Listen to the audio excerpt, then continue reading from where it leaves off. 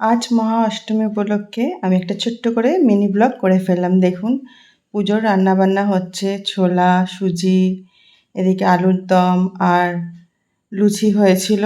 9টা বাচ্চাকে, 9টা কন্যাকে আমাদের খাওয়ানো হবে, প্রসাদ দেওয়া হবে। তো সেই জন্য আয়োজন চলছে।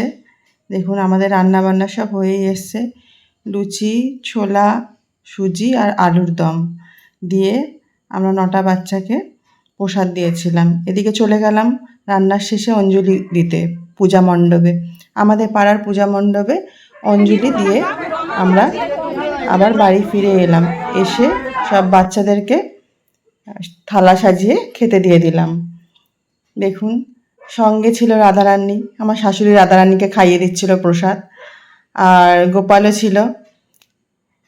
খুব সুন্দরভাবে অনুষ্ঠানটা আমাদের সম্পূর্ণ হয়েছিল। দেখুন গোপালকে খাওয়াচ্ছে আমার ভাসুর। তো পুজোর আয়োজন সব কিছু সুন্দরভাবে সম্পূর্ণ হলো। আপনারা কারা কারা এইভাবে মাতা রানীর পুজো করেন কমেন্ট করে অবশ্যই জানাবেন। কিন্তু এটা আমাদের প্রত্যেক বছরই পুজো করা হয়। 9টা বাচ্চাকে প্রসাদ দিয়ে দেবী হিসাবে আমরা নমস্কার করি। আর সঙ্গে থাকে একজন ভৈরব বাবা, মানে একজন বাচ্চা ছেলে। আর বন্ধুরা তোমরা কেমন পুজো কাটাচ্ছ কমেন্ট করে অবশ্যই জানাবে। কিন্তু আমি তো পঞ্চমীর দিনকে বেরিয়েছিলাম জায়েদের সাথে, এলাকার আশেপাশে সব ঠাকুর দেখে চলে এসেছি। বেশি ভিড়ে তো যেতে পারি না, সেই জন্য। আর ষষ্ঠীতে বেরানো হয়নি। সপ্তমীর দিন আবার বেরিয়েছিলাম, আবারও কাছাকাছি ঠাকুর দেখে চলে এসেছি। রাত জেগে ঠাকুর এখন দেখতে পারি না, আর বেশি দূরেও যাইনি। দেখা যাক আজকে কি হয়। আজ তো অষ্টমী, বেরালে তো আপনারা জানতেই পারবেন।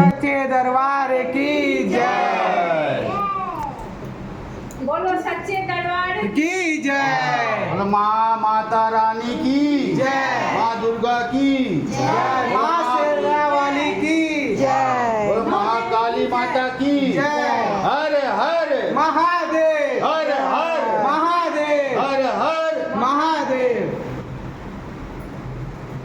আজকের আমার এই যদি ব্লগটা ভালো লেগে থাকে তাহলে আমার চ্যানেলটা লাইক, শেয়ার, সাবস্ক্রাইব অবশ্যই করে দেবেন। ভালো থাকবেন, সুস্থ থাকবেন, পাশে থাকবেন।